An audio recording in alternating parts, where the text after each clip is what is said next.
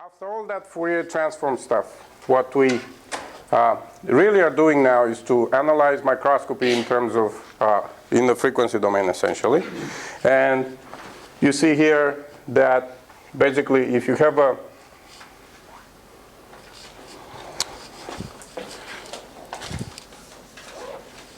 let's see. So if this is the objective and this is your object right here, you have a Fourier transform at the back focal plane of the objective, and then you have the tube lens that does another Fourier transform of this.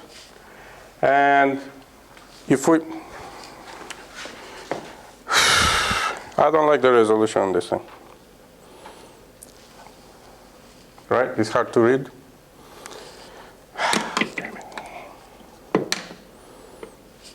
Don't worry, give me 1 minute. No, they took the cable. I have a cable too.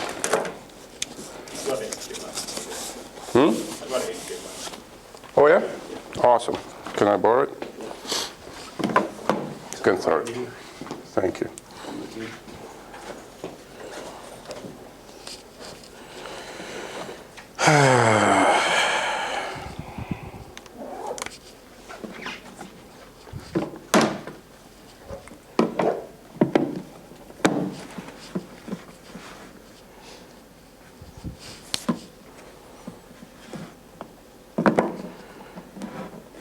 There it is.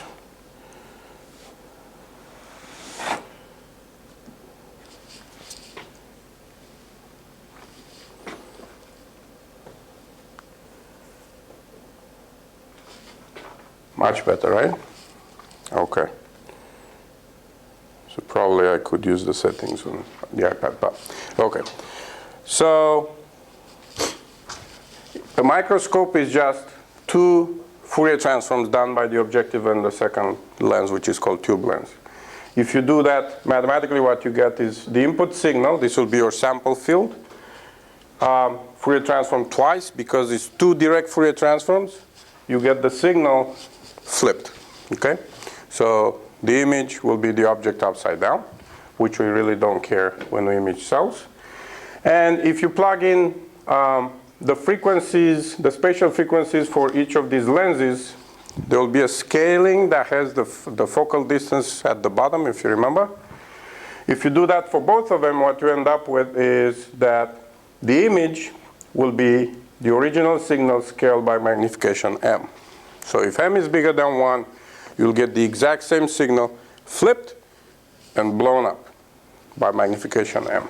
Magnification is simply the ratio between the tube lens focal distance by the objective focal distance, okay? So clearly, if we want high magnification, we want this objective to have a very tiny focal distance, and we want the tube lens to be very large. And then we ask this question, okay, if I can do such, I can think of my microscope as a, cascade of two lenses. My magnification is this ratio. Nothing keeps me from adding another microscope here and do that again. And it turns out that the magnification, if I add another system here, which we did last time, will be this magnification multiplied by the next magnification. And then I can add another one and another one and another one. And the question was, can I make a magnification of 1,000,000? And the answer is yes, but it's useless. Okay? It's as if I'm zooming to a digital image 1,000,000 times. At some point, you will see a very big pixel on your screen. You will get no more information.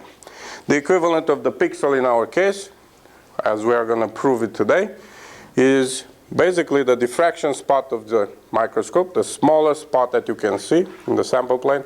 And that's limited by the wavelength and the numerical aperture, the coverage in angles that we collect from the sample. Okay? So you can make very high magnification, but at some point you are going to just see that diffraction spot incredibly big, adding nothing to your image. So we discussed how actually the first theory of the microscopes came about in 1870s, about 10 years after Maxwell's treatise was published. At about the same time, Rayleigh described scattering. We're going to look in detail at that problem a little bit later. And really, the idea with Abe's theory, his first theory of the imaging system was to treat the imaging as an interference. And he has a famous quote related to that, that the image, it's a little funny language, but the image is a diffraction effect of an interference phenomenon. Which is to say that basically, if you look at what happens at your image plane, you really have all these k vectors. You can think of it as all these plane waves coming at different angles, right? With different power, different phase shifts, which is really another way of saying that it's a Fourier decomposition of some sort, right? In other words, if this is my sample field, this is my image, a profile through my image, I can think of it as really a superposition. Superposition of fields means interference of one DC component, right, one flat background, then maybe a little bit of this cosine of this period and of this amplitude, a little bit of this cosine with its own period and amplitude, and so on and so on and so on. And notice, each cosine, what's the Fourier transform of a cosine again? Two delta functions. Each cosine basically is made of two k vectors coming at symmetric angles. So, for example, this k3 and k3 prime, if I look at the, let's say this is my x, right? Vertical axis is x. This will be minus kx3, well actually plus, pointing up. This will be minus. Do you see what I'm trying to draw? So this is k3, this is k3 prime. The x component of this one will be plus k3x, but of this one will be minus k3x. So basically, these two plane waves interfere. They give you an interferogram, as usual, when you take two beams and you put them at an angle. But the way I want you to think about this now is as really a superposition between these two x components, one negative, one positive. It's exactly the two delta functions that we're talking about. So Fourier transform of a cosine of k3x times x is basically Fourier transform of this is delta of kx minus k3x plus delta of kx plus k3x. Okay, so this will be the one pointing up, this will be the one pointing down. This is operating at minus kx, is this one. This is operating at plus kx. Right? So because I have these two components pointing each other in the x direction, in the spatial domain I get the cosine that is along that direction. Notice, along z, they're pointing the same way.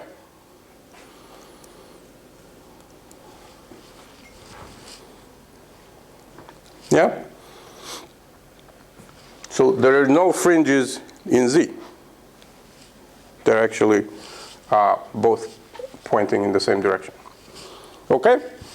This is what Abe meant by the image being the result of interference. And we'll see how important this concept, which may seem very kind of trivial to you now, that I can decompose my image into various waves that actually interfere, where both amplitude and phase is important. You'll see how this concept actually is very important in the history of developing methods to increase contrast of an image. Basically, we'll see that if I want to increase the contrast, let's say, of an image of a transparent system, like pretty much how most of the cells are, very transparent. If you just take a snapshot with this kind of microscope, you don't get much of a contrast. To increase that contrast becomes very similar to increasing the contrast of your interferogram. Becomes an interferometry problem. Okay, so we'll talk about that very soon. Okay, so basically the diffraction limit is nothing more but accounting for what is the smallest frequency component that the microscope can capture, right?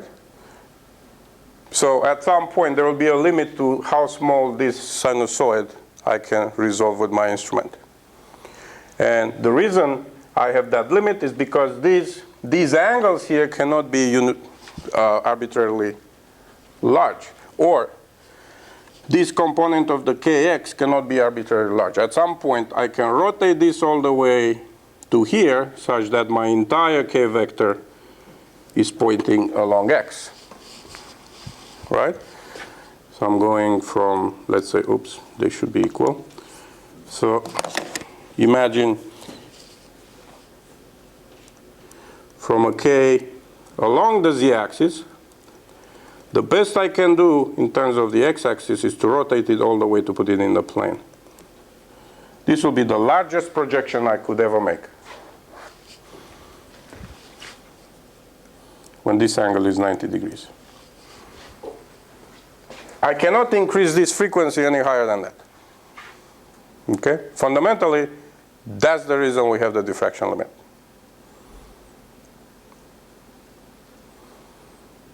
The only thing left for me to do is to increase k. Remember, magnitude of k is 2 pi over lambda. So decrease lambda by going to higher frequency light, or decrease it a little bit by immersing it in various liquids. That's pretty much all our options right there. Okay, so do you have questions about this? So this is basically the idea, very simple. What keeps us from seeing atoms with the light microscope is this, the fact that the frequency coverage is limited just because I cannot make that projection on any particular axis, x, y. I cannot make that frequency arbitrarily large. I am bound by the magnitude of the k vector. The most I can do is to put the entire k vector along there. Meaning, if I come with two k vectors opposing each other along the x direction, I am able to make, indeed, the finest fringe. But that's non-zero, that's finite. It's exactly, we'll see exactly that the period is the wavelength. Okay? Do you have any questions about this? The principle of it. We've been anticipating this many times whenever we talked about the Fourier transforms part.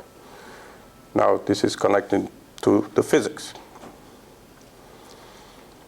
Everything is clear? Okay, so then let's calculate it quantitatively. Here's another picture.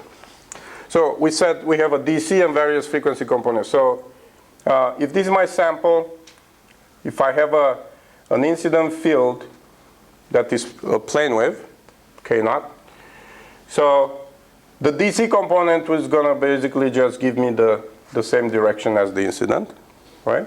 And if I put my objective here, it's going to be focused on axis. Now, this cosine component, let's say this is a sinusoidal contained by the object, okay? So you can think of it as a sinusoidal grating. That will give me two diffraction orders this way. If I have a finite grating, I'm going to get larger angles, right, as we talked before. The objective, the microscope objective of this lens is going to basically map them out along this axis in larger and larger angles. The problem is, my objective is finite in size. At some point, I'm going to hit a certain sinusoid that will generate a diffraction order that will simply miss my objective.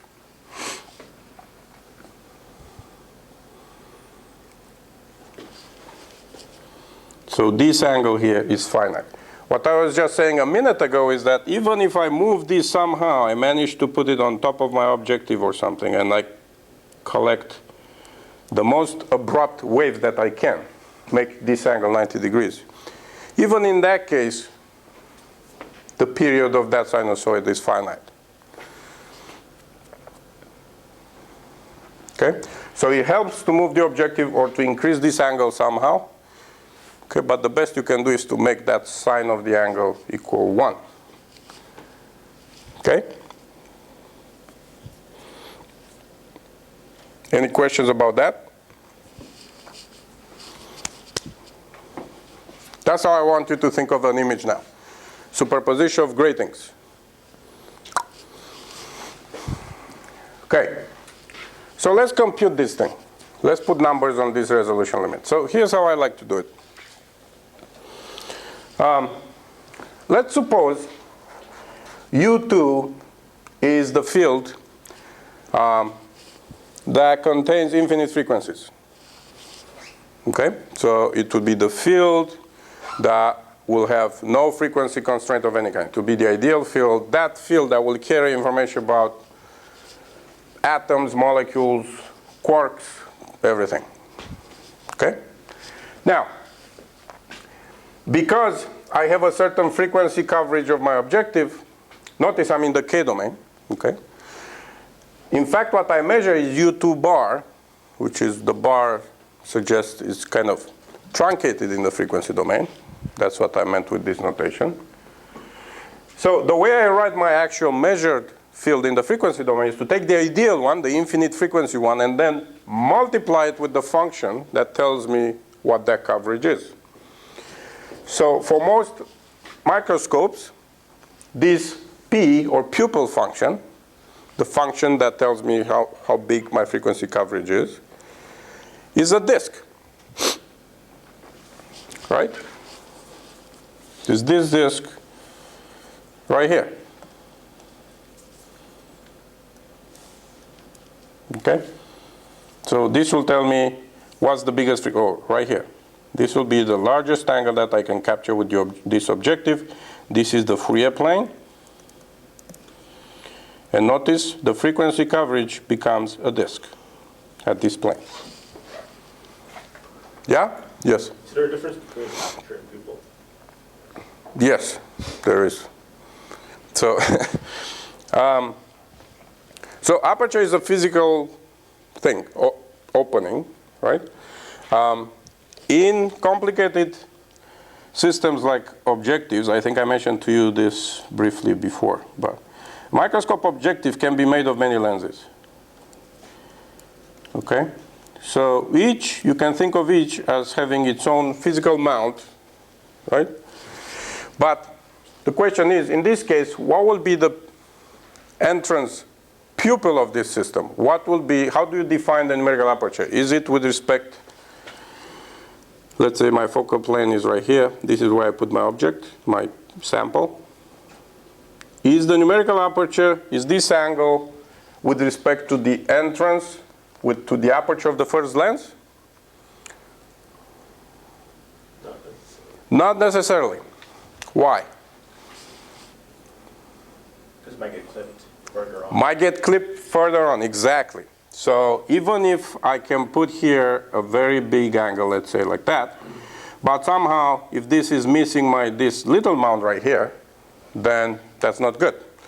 And so I didn't plan to talk about this too much, but how do you do it in practice, do you think? Can you think of a good way of actually solving this problem? Like what's the steepest angle that I can fit? How would I deal with this problem? This is a very simple solution. Just install an aperture between the first and second lens. Put an aperture here. Yeah. And control it and close it down and make sure you make that your limiting factor, right? Yes. Okay, but see, I want to optimize this thing. I want the largest possible angle I can get. So you're right. Like if I put an aperture here, then at some point that will become the limited factor. Okay. But basically, if I don't want to introduce any apertures, because remember what I want is the biggest I can possibly do. So the solution is you image all of these apertures through all the others. So it's not physical to compare the aperture of this with the aperture of that, with the aperture of this, with the aperture of that. But what you want to do is to compare this aperture with the image of the little one through the lens itself. That is a fair comparison, meaning that I can have a tiny aperture somewhere in my objective, but when I look through it, actually it becomes very big, meaning that that aperture is not going to restrict my rays. Or I can have the opposite case, where it looks very big, but actually when you look through it, as far as the light is concerned, actually becomes very tiny. Anyway, so the solution is you image all of them and bring them to the same plane, to the left of this, the entire system. So image them in this plane. And then you are going to get all kinds of images, right here, here, here. Then you are going to look at them, pick the smaller one. Okay? So the position of the smaller one, that will be your entrance pupil, which is actually could be floating in thin air. It's not a physical thing, as opposed to an aperture that is always. Okay? So entrance pupil versus aperture, very different thing. The image of the entrance pupil to the whole system is called exit pupil.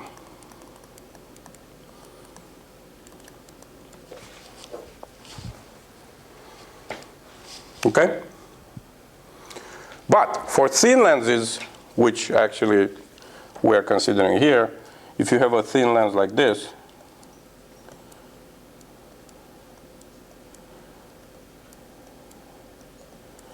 you notice that the aperture of the lens actually coincides with its physical kind of mount. Okay? In the frequency domain, which means we're sitting right here at the focal plane of it, this is always a disk if you're talking about azimuthally symmetric optics, which we, most of the time, that's what we use. Okay? Is that okay? Yeah. So, back to our problem. I have an ideal infinite resolution field, has all the frequencies in it, but it gets clipped. The high frequencies get clipped by this function, by diffraction, but this function is a disk which is associated with the frequency coverage of my objective. Boom. What I measure is actually the product. I'm in the frequency domain, I'm in the K domain, notice, is the product between that ideal system and P, the pupil function. So now, how does the field look like in the spatial domain? It's simply, oh, by the way, this is the notation for the disk. So this is a pi, which means a rectangular function, except is in the magnitude of k domain, okay? So it's a rectangular function with respect to the length of k, okay, which is actually a disk. So pi in polar coordinates. So multiplying this, Fourier transform of U2 will give me the image. So let's call it U3. The bar means that this is the measured U3. What do you expect is going to happen? It's going to be the blurred version of this perfect, right? Of the perfect input field. So I start with the input field U1, perfect resolution, molecular information, right? Then I pass it, I got the frequency domain becomes U2, I clip the high frequencies, and then at the image I get U3. What I measure is the convolution between that ideal system, the ideal field with the Fourier transform of the pupil function. Because I have a product right here, in the spatial domain I get the convolution with the Fourier transform of P. Is that okay? So this is our little property that we proved earlier. Fourier transform of a convolution.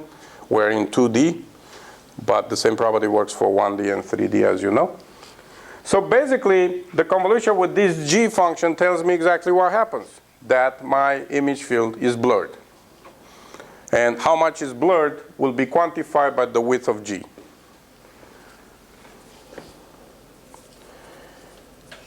G for Green's function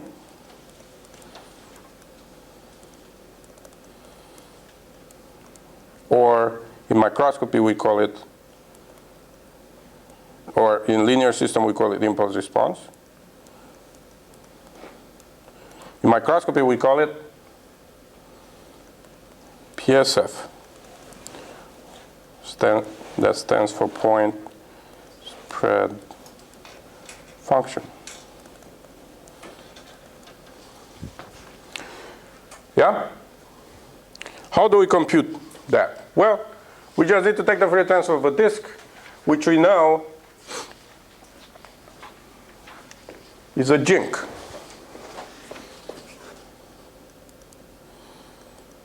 This is J1 of x over x, basically, where x is this one. It's a function that looks like a sink, roughly speaking, right? Maximum in the middle and then oscillations, except it's the equivalent of that for polar coordinates. Jink.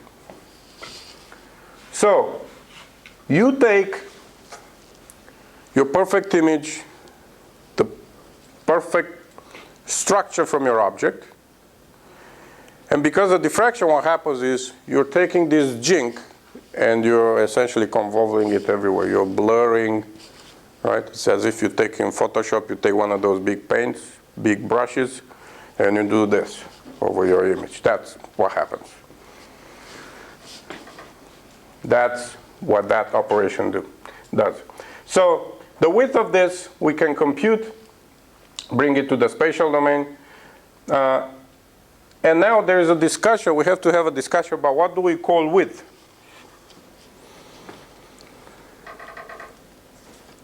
Right? So as you know, there are so many definitions for this thing, for any function that looks like this. So one is to look at the width at half maximum. Okay? Then you can do full width, half maximum. Right? 1 over E, half width, 1 over E. Some other people, depending on what they want, if they want to make it look big or small, they even pick 1 over E squared.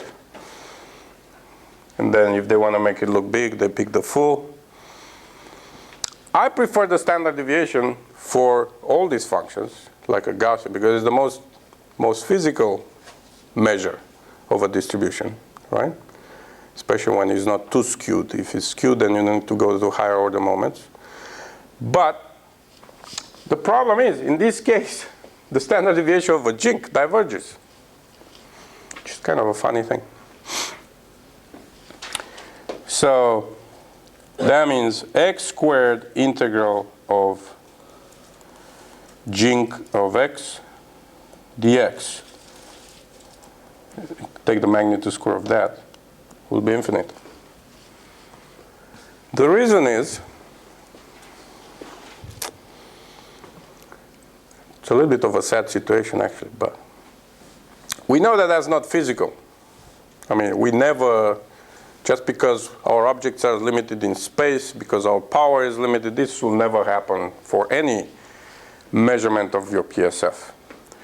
But the math shows this, just because, you know why? Because it's Fourier transform. You did this for homework 1. The relationship between moments and, right, the differentiation theorem, that derivative theorem. Because you have discontinuities in this function, in the derivative of this function. So you have a rectangular function, right? So that has infinite discontinuities, has delta function derivatives at the edges. Okay, so because of that, this thing diverges. So the standard deviation cannot be used right out of the box. I can think of a way to alleviate that by the fact that your field of view is finite, right? Or if you like, the size of your beam is finite. So as far as you're concerned, your measurement, the microscope only looks at this much of your light, or this much. Which means that in the frequency domain, if I'm limited, this is the maximum scale in the spatial domain, what would that tell you about the frequency domain? How would that modify P? It will tell us that P cannot have infinite jumps. So I'm limited in the spatial domain. This is the largest scale. In the P domain, the spatial frequency domain, that means I have a resolution that is finite. Meaning P of k must be smooth of the order of 1 over the field of view. So I think this is actually, could be, if we get it to work, could be a nice little paper actually. Anyway, in the meantime, we're using the Rayleigh criteria, which is more than 100 years old. So Rayleigh, to avoid all this nuisance, what he said is, I'm going to call width the distance at which this function has its first root. So forget all these counting halves and whatever, which is complicated. I'm just going to get the width of this thing is the distance where it's going to reach 0. And if you look at the roots of Jink, that is exactly 3.83. And that's where the magic number 1.22 comes from. Because 3.83 equals 1.22 times pi. So then if you look at what this width is in the spatial domain, you get something that looks exactly like this. Okay. So the highest resolution you can achieve is actually this. Let me write a more general formula. 1.22 lambda over NA of the objective plus NA of the condenser. And I'll explain what that means. So the NA of the objective is the sine of the maximum angle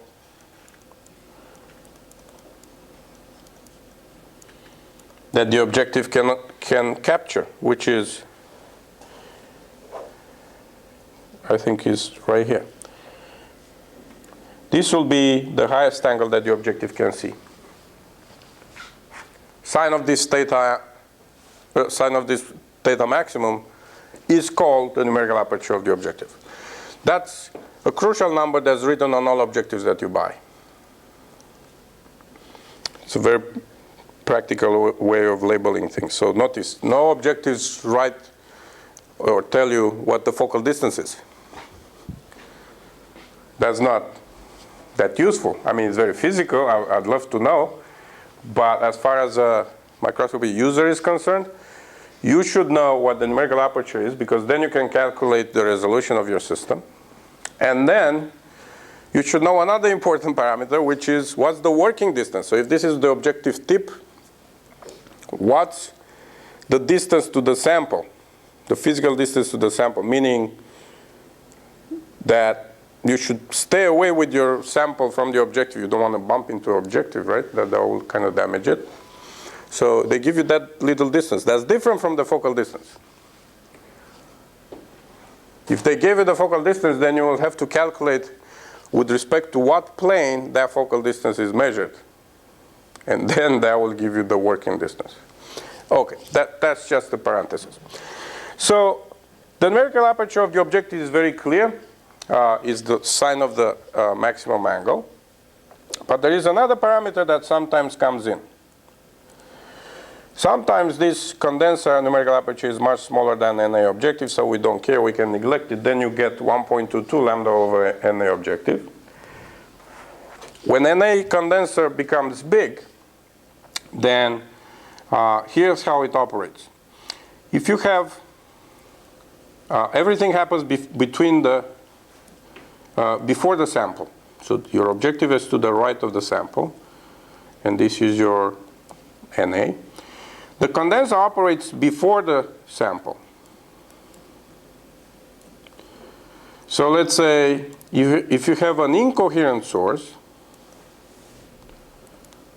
we talk about coherence in ECE 460, but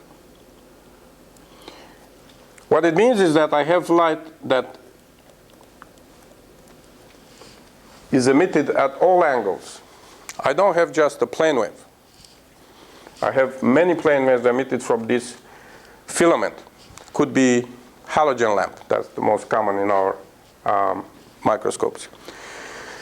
Then you have your condenser lens, which is just another lens, that is taking this light, right, and is projecting it.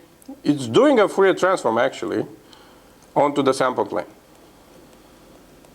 So the sample is not illuminated with the plane wave, but it's illuminated with light that comes at all these angles. Yeah? So it turns out that this angle, which will be theta maximum condenser, helps you get higher resolution. If you increase this angle, you are able to collect higher and higher resolution from the sample.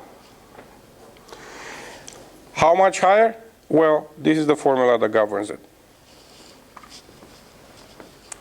To the point where if I match the numerical aperture of the objective with the one of the condenser, I can get a factor of 2 increase in resolution. This is the absolute best that I can do. Do you have a feel for why the condenser will help us get higher resolution?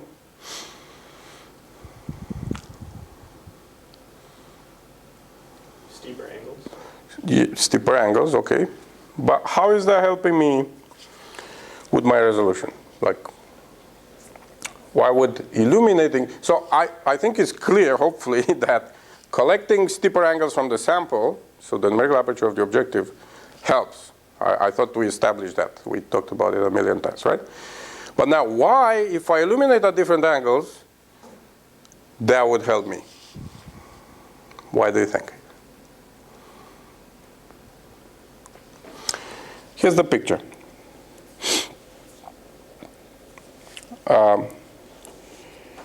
So I have a plane. First of all, let's discuss the plane wave incident. And let's say I have my sinusoidal grating here. That's the most sinusoidal I can draw.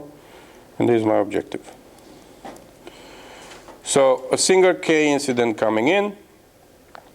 And this is the finest grating I can measure, meaning this is the maximum theta I can measure. Right? So let's say any finer grating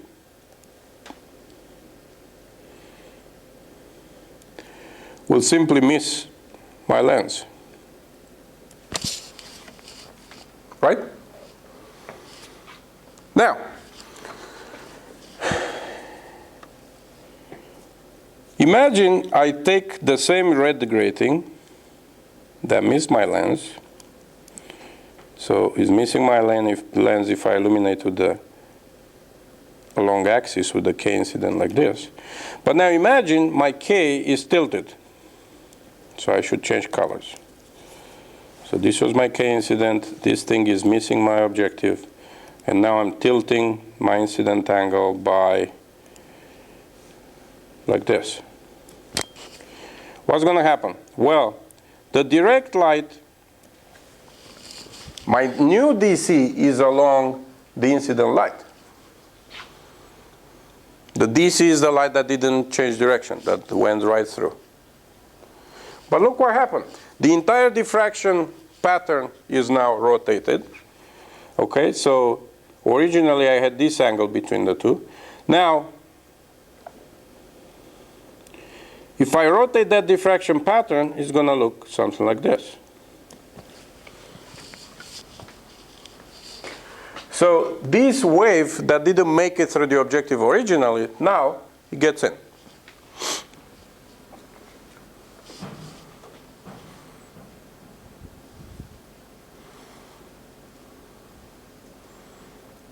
You see it? That's the reason.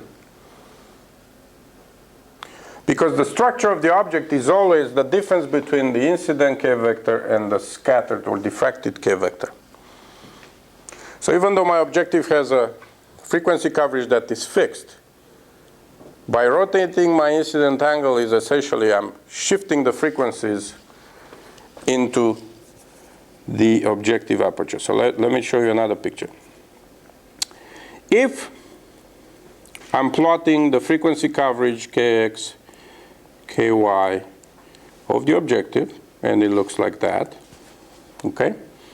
Where this right here is K maximum, which is 2 pi over lambda sine of theta maximum, which is 2 pi over lambda Na. This is plane wave illumination. plane wave. Now, if I shift my K incident by a certain angle, essentially I'm shifting the frequency by this particular component of the incident, Kix, which is 2 pi over lambda sine of theta incident.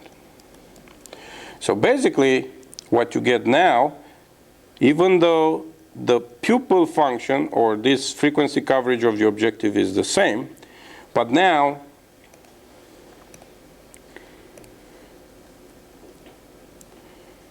my K incident X component is shifted to plus and minus. And now if I draw a circle around of the same radius, but around, no, sorry. What you notice is that with respect to this one, I get this much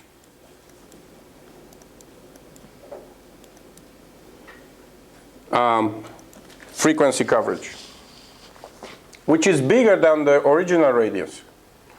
And with respect to this angle shifted kind of symmetric with the first one, I get this as my highest frequency. Meaning, if I draw circles, these circles are going to be now slightly bigger. So that's with respect to this center, and then I have another circle that is with respect to this center. All in all, my original pupil function of the objective is capturing now a lot more frequencies, just because instead of this little radius, I have now this radius. It got bigger. How much bigger? It's exactly the new Kx coverage is no longer just 2 pi over lambda NA objective, but actually has this little portion here, which is exactly this little portion, which is 2 pi over lambda NA condenser. So you notice they factor out.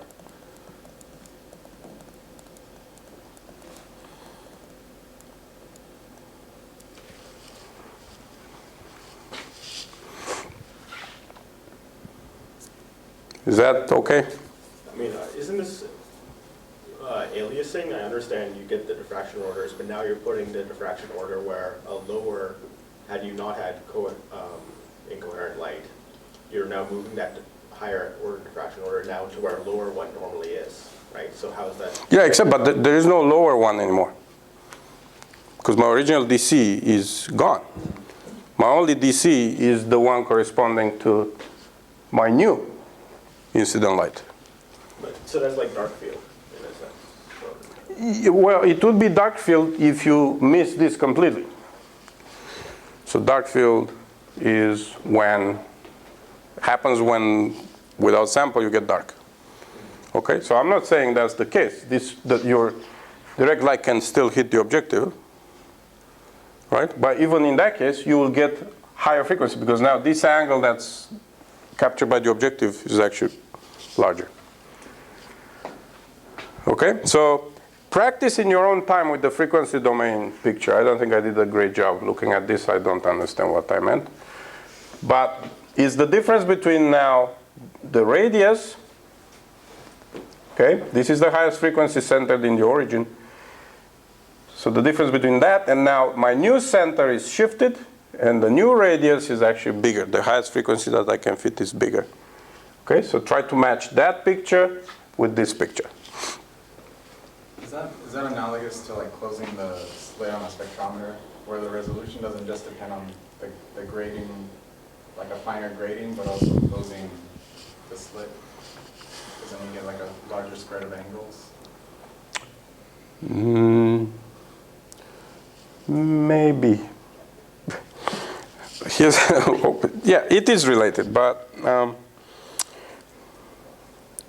yeah. So in your spectrometer case, basically you have K. Your spectrometer captures both wavelength dependence and theta dependence. Let's say like that. And what you measure is actually delta K.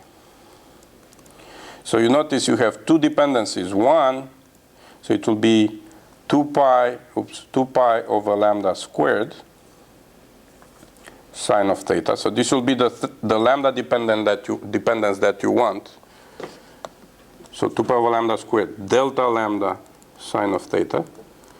But the problem is you can have a K dependence due to the sine. So plus 2 pi over lambda cosine of theta d theta. So you don't want that. You want your theta to be small. Okay? So if you are doing spectroscopy, you're actually doing the opposite of what we're trying to do here. You want to keep the angle small, so the entire dependence that you measure is due to lambda. Here, we're doing the opposite. Lambda, my lambda is fixed, monochromatic light. All I want to do is capture wavelengths, capture angles, sorry. Okay, so yes, everything is related essentially to the dispersion relation. Okay, but kind of very different goals. All right, so long story short, this is the formula that you are going to be using. And it works pretty well. And I told you it's written in its original form, not like this, in Jena, on a big block of a big stone, to honor Abe. And basically, people haven't thought about breaking this limit for 100 years. As you know, until 1994, when Stefan Held published the principle of STED, microscopy without much experimental demonstration, but it was enough to stir a lot more effort. The experimental demonstration came. Now STED is successfully used. Other methods came like Palm and Storm. We're going to talk about those when we talk about the research projects. But as you know, Stefan Held is one of the Nobel Prize winners for super resolution microscopy. And the reason that formula fell is because the linear system approach fell. Okay? So if everything is linear in your imaging system, there's no way around this. And I think I already hinted at how STED works. The idea is that you have fluorescence that saturates in its emission due to stimulated emission. And there is no longer a linear relationship. Your system is no longer linear. So you're able to actually to shave off, to kind of sculpt a thinner and thinner PSF by saturating the fluorescence at the edges. We'll talk more about that. Any question about resolution? Can you remind me again, why is, how do you get back 0.61 from the 1.22 formula? So 0.61 is half of 1.22. Right. So when NA condenser is equal to NA objective, so this will be a very high NA condenser, then they become, this formula becomes 0.61 lambda over NA. Is the best you can do. Interestingly, if you for some reason want to use a low power objective and a high power condenser, your resolution improvement does not scale up. Meaning this formula holds only when NA condenser is smaller or equal to NA objective. Very interesting. Meaning, it's actually, if you look at our picture here that I made a mess of,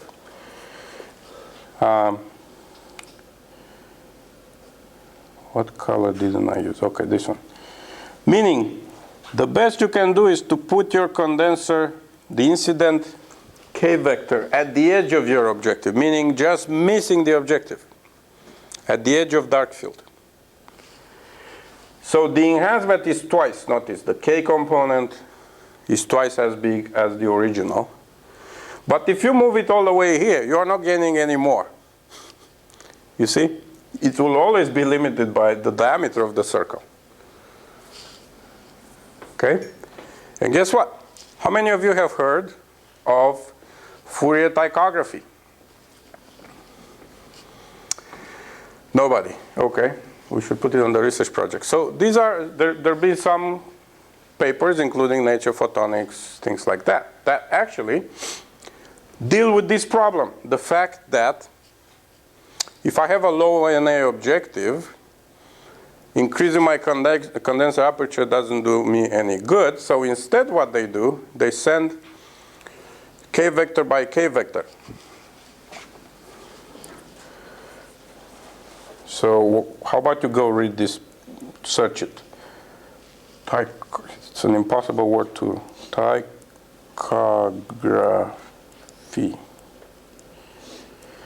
Tychography really means stitching, but it's a scientific word for that. So the idea is, if I have a small objective, this is my sample plane, very low NA objective, but now I'm trying to use very high NA condenser. That kind of configuration. It's not going to help you more than this NA. But if you manage to send K vector by K vector, so very high angle illumination, but now send it K by K, measure the phase and amplitude of each K, and then reconstruct the Fourier plane numerically by stitching them. If you Fourier transform that back, you will get a high resolution image that will be much higher than you would get with this objective. Okay? I'll leave it at that. This is a particular case of synthetic aperture. Meaning I'm synthesizing a big numerical aperture by collecting different K vectors, phase and amplitude, and stitching them together numerically. I told you, I think last time, about synthetic aperture was invented for radar. Airplanes cannot come very close to their targets. That will be kind of dangerous, right? So the angle is always kind of shallow of what they can collect. But if you manage to keep track of all those and integrate your angles numerically, then you synthesize a much bigger aperture. Okay, so keep in mind, there is a limit here.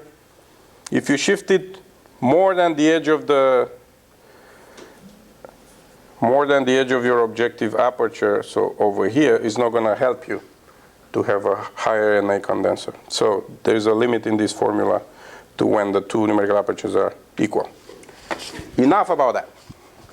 If you're ever in a qualifier or whatever, you are going to be, and you work with imaging, you are going to be asked about resolution and contrast. These are the first standard two questions you are going to get. And let me tell you, resolution is very clear cut. That's the formula for microscopy, at least. You write it down. You can show how we came about with that formula. It's basically the point spread function, Fourier transform of that frequency, pupil function. Everything is clear cut. Contrast, not so much.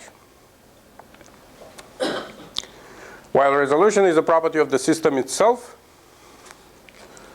has nothing to do with your object, contrast is the result of the technique that you use plus the sample that you use, obviously. Okay?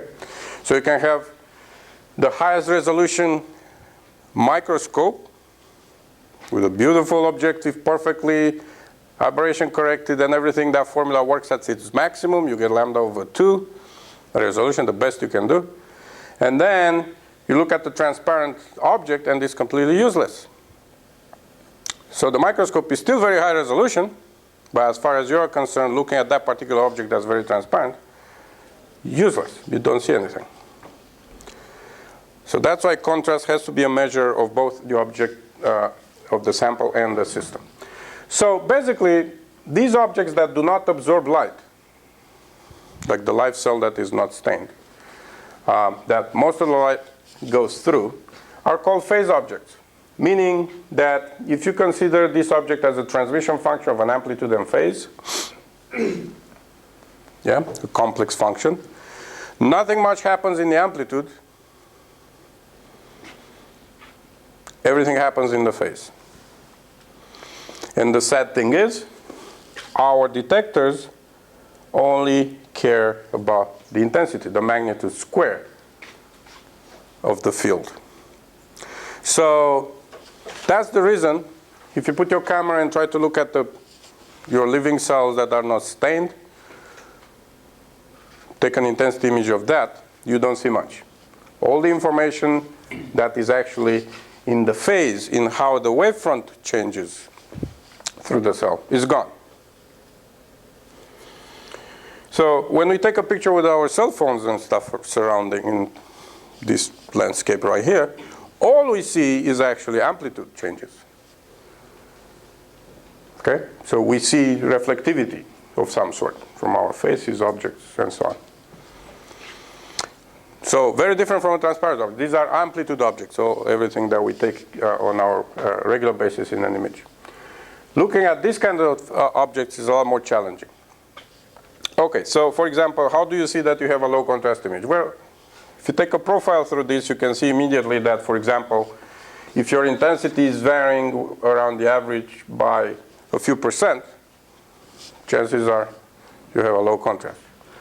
If your histogram of the values in your image is narrow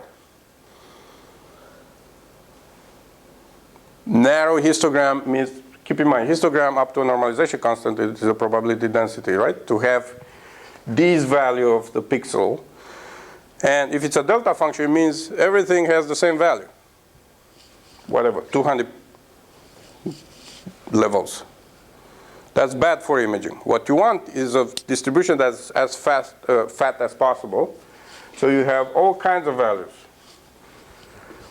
So one quantitative way to look at contrast is to look at the width of that histogram.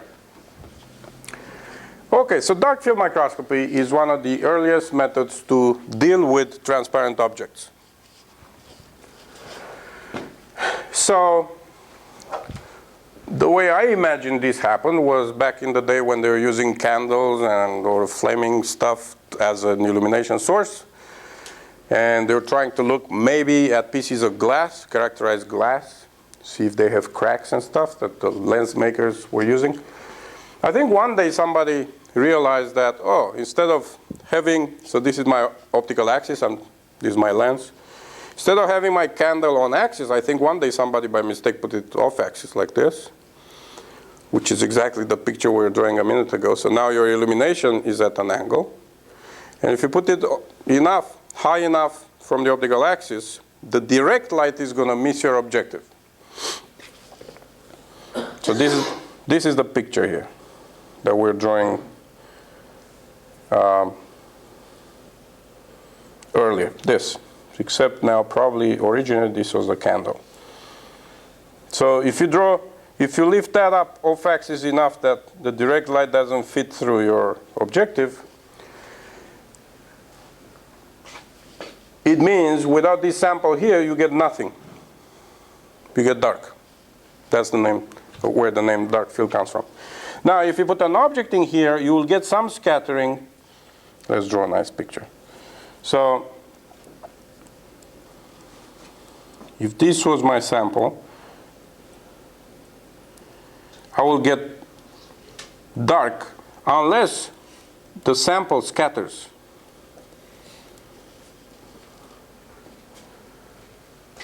That's the power of this method, that unless I have something in the sample, like a defect or a scattering object, I don't see anything. It's what we call a zero background measurement, which is always great to have, like in spectroscopy, for example. Meaning, I only get signal if there is something interesting to see. Okay? So in the frequency domain, what it means is that if I have a plane wave, now imagine I have a plane wave illumination, so no longer turning the angle of incidence. And my sample is going to give me a certain distribution of frequency components, right? This is my Fourier plane. If I manage to block that incident light somehow, okay, which is equivalent to the incident light missing the objective, okay? So instead of doing this, now I'm illuminating still on axis, but I managed to block it at the origin of this. Fourier plane. Physically put an opaque object there. Could be a metal dot, could be even your pencil, actually. If you stick your pencil in there, you'll see magic happen. If you look at the transparent thing, you see nothing, and then you stick a needle or something very thin and cover this DC, and you'll see structure popping up. I think that freaked people out 300 years ago. Okay, so if you block that, it means that without any sample here, I will get nothing, because my incident light is blocked. I'll get dark field. My field will be dark. But if the sample scatters light at all these angles, I will have light that misses my blocking filter, and it's going to give me some kind of signal at the image plane. So remember, after this, to do an imaging system, I have another lens, and I'm going to make an image somewhere here. Are we clear about dark field? It's an ancient technique, but pretty powerful. People still use and publish it in various configurations today. The idea of treating the direct light as the enemy, which it is in the case of transparent objects. The fact that most of the light goes through the object unscattered and floods your detector. And that's basically DC, has no structure information about the object. So you want to block that out. Yeah? But there was a better technique developed much later by Zernike in around 1935. And what he did was something very clever. Instead of blocking the directed light, the incident light, you attenuate it, don't block it completely, attenuate it, and also shift its phase by a quarter wavelength. We'll see exactly why quarter wavelength is important. So the idea is that you can think of the imaging, as we said earlier, as an interference between the light that goes unscattered. Do I have a picture here?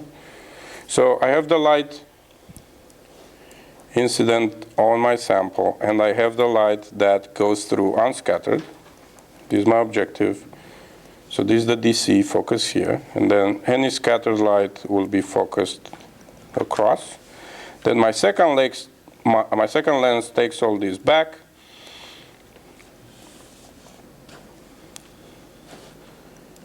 and I'm going to have interference between all these components, and this is my camera. So I can think of it as the interference between this directed light and all this scattered light. At each point, I get this interference between all those K vectors, as we discussed earlier. This is the idea that Abe brought forward first. So if I think of that interference, it makes sense that instead of blocking one of the interference terms, the U naught, I call it, let it interfere with the other one.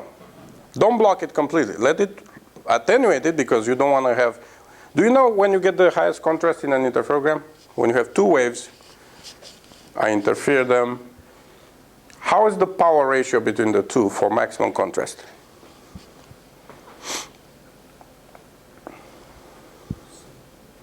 Same. Yes. The maximum contrast happens when they are exactly equal in power. Okay? It's as if one photon from one interferes with one photon from the other one. Okay? So if you have a lot more than in this one, at some point you'll get a lot of these photons that interfere with nothing. Don't repeat that outside this class, but you can think of it this way. Okay, so back to our problem. Zernike said, instead of cutting this completely, I'm going to attenuate it such that the scattered and unscattered light are comparable in power. And because an interference gives me something like U1 plus U naught magnitude square is going to give me U naught squared plus u1 squared. So intensity of each plus 2 times magnitude of u naught, magnitude of u1. And then this is going to be a cosine between the phase difference between the two, right? This is always the case. And he realized that the problem with this cosine is that when delta phi is small, if I plot cosine of x versus x around the origin, it doesn't change much for small x. It's pretty flat. Compare that with sine of x, an exaggerated sine of x. So in Taylor expression, cosine of x, it's approximately 1 minus x squared over 2, I think. So it's basically 1, which is flat, and then you have a little parabola on it that starts to kick in. Sine of x is what? That's small x. Is x. That's why this is a line. Well, it should be technically this way. Oh, okay. You get the idea. Do you see? This is a problem because in my image, as I go from point to point to point to point, my delta phi variations, I expect them to be small. And the problem is, when I look at my intensity image, that intensity varies as cosine, which is a lazy function for small arguments. So Zernike said, how about we turn that cosine into a sine? Phase shift. So if I could only put here pi over what? Pi over 2, I'll be all set. In conclusion, the Nobel Prize in Physics for 1953 was awarded for changing a cosine into a sine.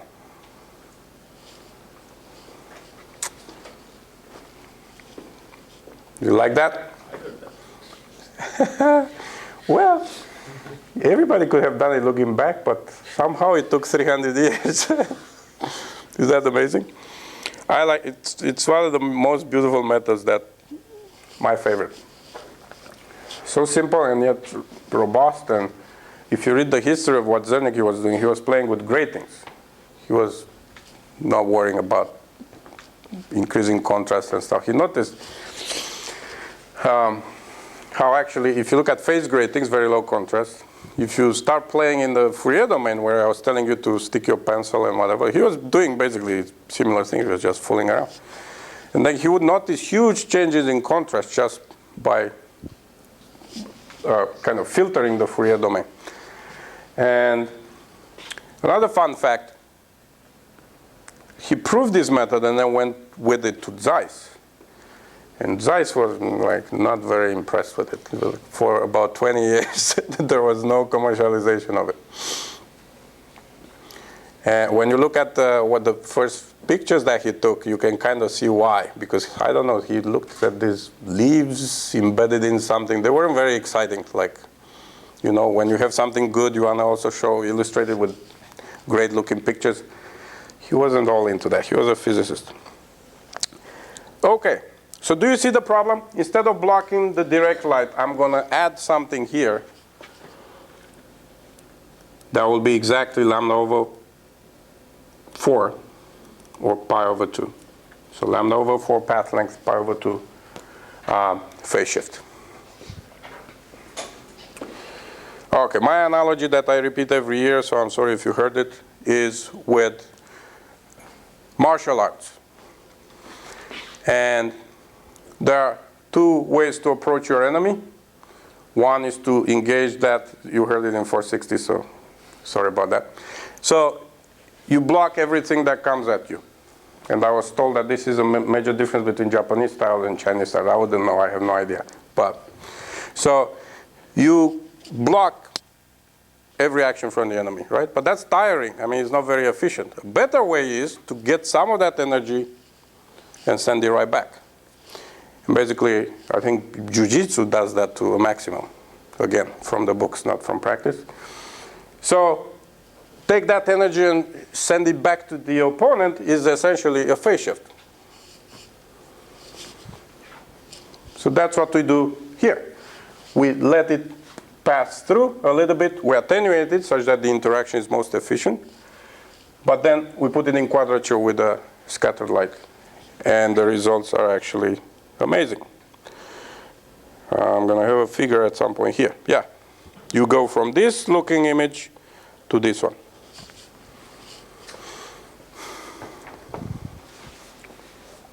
So this is a neuron. It will be very difficult to tell what it is.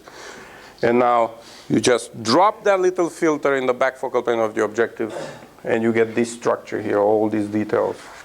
So the reason the method got the Nobel Prize is kind of clear, that it enabled biologists everywhere. Pretty much every biology lab has at least one of these.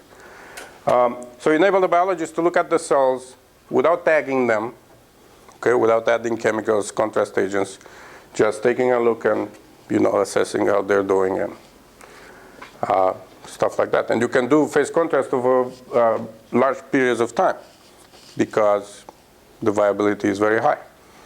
There's no chemical added, power is low, and so on. Okay, so we have 2 minutes to look at the math of it. Again, the key is to look at the image, U of x and y, as a superposition between the incident and the scattered light, U0 plus U1. I can write the U1 as U minus U0. So basically, U0 is the DC, which is the average field. Complex quantity. So if you had the complex phase and amplitude at each point in your plane, you take the average of that complex quantity, you'll get U0. Yeah?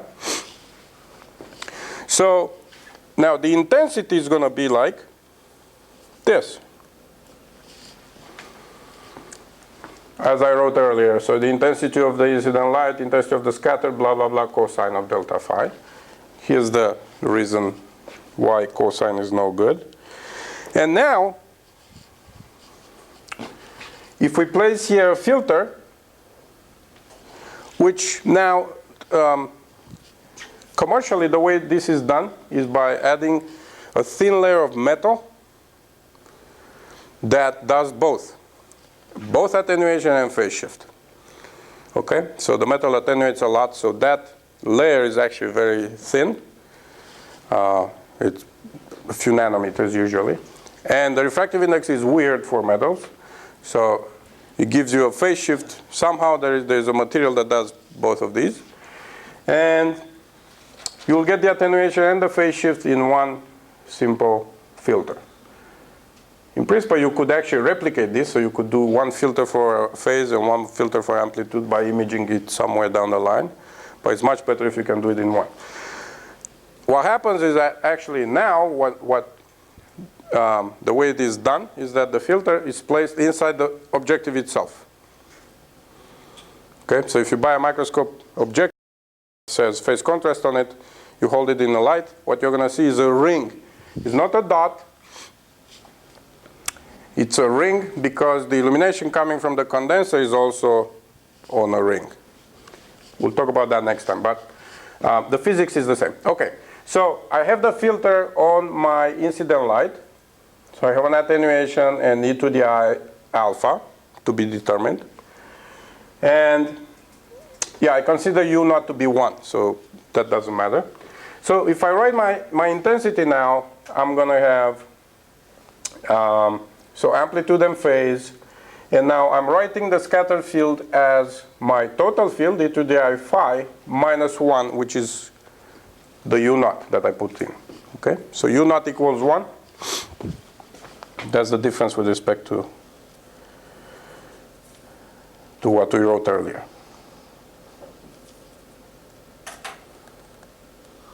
Okay, I consider unit amplitude. So because I have 3 terms, so this is the new U0 if you like, okay? So what goes through the filter. And this whole thing is actually the light that passes away from the filter. If you unpack all this, you're going to get 6 terms. If you choose phi, I guess I mean alpha, not phi, right? It must be this one. As pi over 2,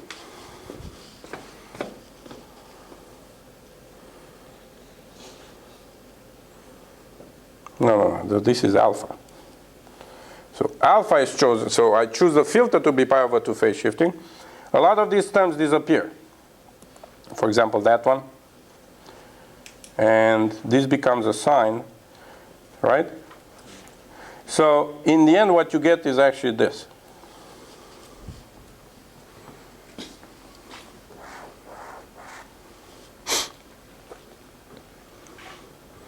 So that conversion from cosine to sine happened. And now if you look at A, if I make A small enough such that A squared and A times phi, which is the phase shift that I'm after, are comparable, you will increase this contrast. So what you want is the dependence on x and y to be very high. So for small changes in x and y, you want huge changes in intensity. Or for small values of phase, looking across your cell, right, from nucleus to cytoplasm, I don't know, you see some microtubules here and here. You want your phase to translate into intensity changes. That's the whole point. Okay, so pi over 2 did the trick in turning cosine into sine, but now I can do further optimization by choosing A. Of course, A should depend on the sample itself, but the companies kind of arrived at one number for each objective. So this alpha, A is of the order 2 times or 3. So you attenuate the light passing through this dot by a factor of 2 or 3 in the amplitude, or in the intensity will be 4 to 9 times. Okay, so the light going through is attenuated by a significant factor. It's lost this heat? Huh? It lost this heat, or? Lost what? I mean, it's heating up the filter, right? Presumably. Yeah, I mean, that's where the heat is going to be going. But the total power is not that huge. So I don't think that's ever a huge issue. So you don't need to cool the objective, for example, or anything like that. Okay. Any questions before we split?